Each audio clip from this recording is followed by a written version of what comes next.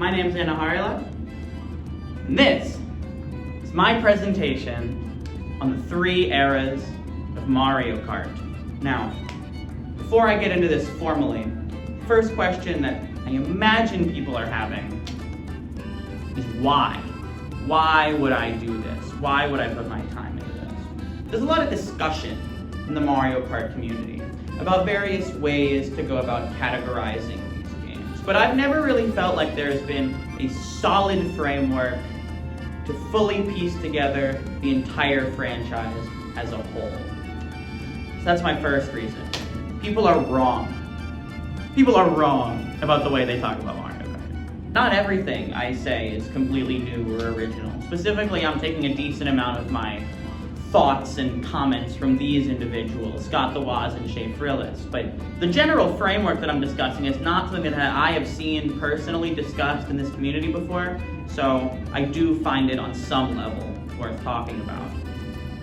Also, I just think these games are kind of interesting. Right, so Era 1, Big Fish. Generally the idea behind Big Fish era is it's the early years, it's the early stages of Mario Kart. And now, when people talk about the early stages of Mario Kart, you get varied answers. Some people will tell you it's just Super, some people will tell you Super 64, and Super Circuit, some people will just put Super and Super Circuit together. I personally specifically categorize these first 3 games as the early years, and I'll talk a little bit about why I do that. The main argument against this seems to be that 64 is in a category of itself. Super and Super Circuit are kind of like one thing, or maybe Super is its own thing, but 64 is much closer to DS, Wii, etc. I disagree wholeheartedly. I think Mario Kart 64 is much more in line with Super Mario Kart and by proxy Mario Kart Super Circuit than anybody gives it credit for. And that's not to say any of these games are bad. I'm a big fan of Super Circuit, and I think 64 is pretty good. Super but the point is, this isn't a judgment of quality, this is a judgment of idea, of content. It's a judgment of what's present in these games, and once you fully understand the comparisons between these, I think you will 100% agree with me. The specific comparison that I'm talking about, it is one main comparison, is the gameplay. And I don't just mean the game feel, I don't mean like specific items, anything like that. I mean the lives system. The lives system is truly the most interesting thing about these games. So how does the lives system work? Well, it's pretty simple. For each cup, you're given 3 lives, 3 chances on a course. Maybe 4, depending on specifics, but in general, it's 3 lives. If you place 5th or below, you lose a life and you are forced to restart the track. You're not forced to restart the cup though, that's the thing, you have to restart the track. So that means you get multiple chances on tracks if you perform badly. This is a notable feature. It is something not present in any future Mario Kart games beyond Super Circuit. Double Dash or anything beyond that, just say, oh, well, you got 8th, okay, next course now. Not these games. These games have a feature, and an aspect within them that incentivizes improving mid-cup. I mean, how many racing games out there have you played where the intention is that you improve yourself with repeat playthroughs of the tracks mid-cup? Like none, right? I don't know any besides these 3. That's fascinating. That's a fascinating way to treat a racing game. And it means the gameplay loop is completely different. If you're about to get 3rd or 4th, but you really want 1st, there's real incentive to intentionally lose. Push yourself back a couple places, 5th, 6th, whatever, and lose a life and do the course again and get a better score going forward. It makes sense in the context of this gameplay loop, even though it is a foreign idea to like any future Mario Kart game. So yeah, for this specific reason, I really think these games deserve their own category. This isn't the only reason, of course. One could also mention the Big Fish. The Big Fish is a staple of these 3 games. The Big Fish is seemingly exclusive to these three games as well. It appears in the ending cutscene, whether you win or lose a race, it appears in the ending cutscene to hand a trophy to the victor or to whatever place you played, whatever position you placed, depending on the game. Fascinating, right? That these three games that all share the same core system, same specific gameplay loop, also feature the same big fish for maybe no reason, and then the big fish just disappears going forward. Like, they just cut it out of the game. Double Dash didn't have it in no game since has included it.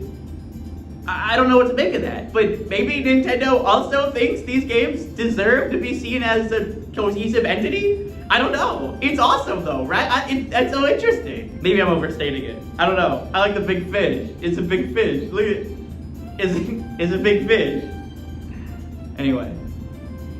Some other noteworthy features. These games all feature basically the same character rosters. I mean, obviously DK Jr. got replaced with Wario, but that's the only change. Nobody else was changed across all three of these games. Makes some sense when you consider the scale of these projects. You know, obviously Super Circuit wasn't gonna introduce a bunch of new characters. It was a handheld. They just wanted to test the waters, but still, it's interesting. This one's pretty well known, but all three of these games feature 2D sprites instead of 3D models. Even Mario Kart 64, which is in 3D, the racers are 2D sprites. Like, they're just pixels, you know? There's no 3D model for any of those racers.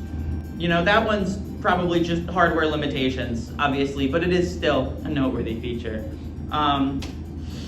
Super Circuit, yeah, the beginning of retro tracks. These aren't really retro tracks. Like, I don't think you can look at what Super Circuit does and call it really retro tracks.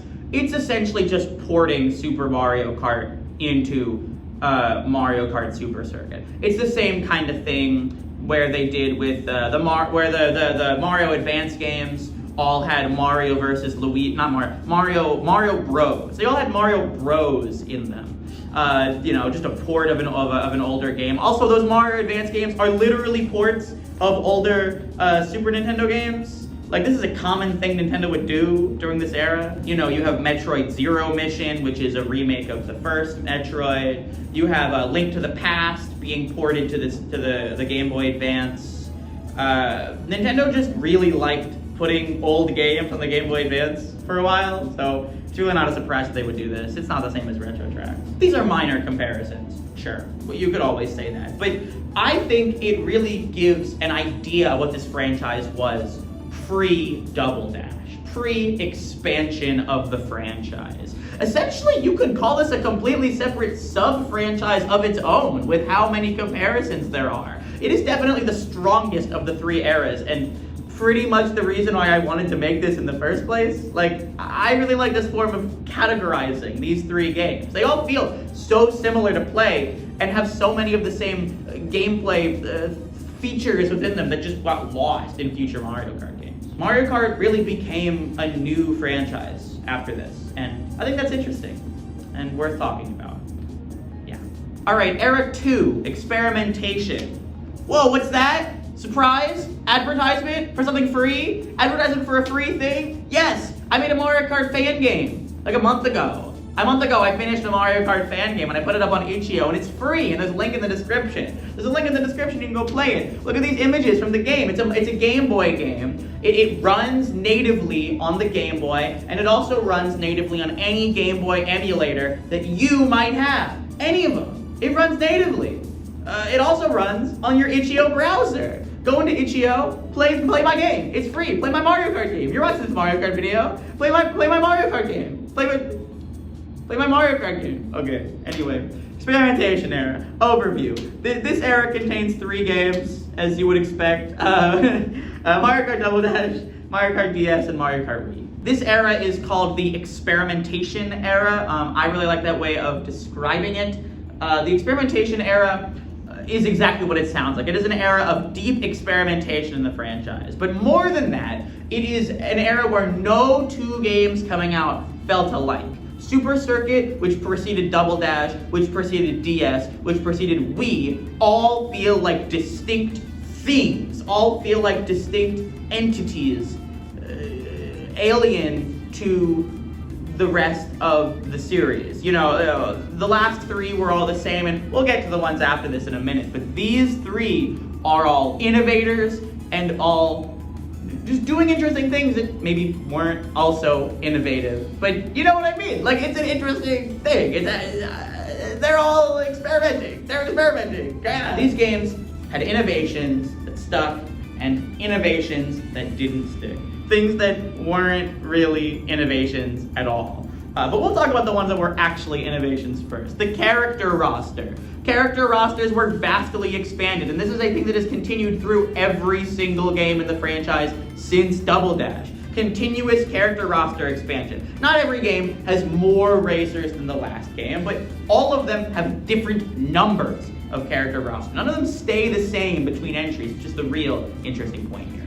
Next up, the kart choices. You can pick your karts in these games. You can pick your kart. In DS, you get like a crazy number of kart choices. In Wii, it's a lot of kart choices as well. Double Dash, not as many, but the point is that this is what these games were implementing, right? That this is another thing that would stay consistent throughout the franchise going forward. Interesting. Retro tracks. DS introduced retro tracks. And they would become a staple of the franchise going forward. In fact, most games up until recently kept basically not basically, but a very, very close standard of retro tracks as to what we established. Very, very, very similar. You take tracks in the previous games, a random assortment of tracks in the previous games, remake them, redo them, make them better, make them work for the gameplay formula of Wii and then future games. And yeah, that's retro tracks. They would stay pretty similar going forward. It's cool stuff. Finally, of course, the trick system, established in Mario Kart Wii. Now, games going forward after Wii do not use the exact same trick system as Wii. I think it's been made better since Wii. There are a lot of moments in that game where you think you should be able to trick off something and you can't, whereas in future games, if you think you can trick off something, you absolutely can. But in Wii, it still set the foundation for what will become the trick system going forward. So it is absolutely an innovative feature.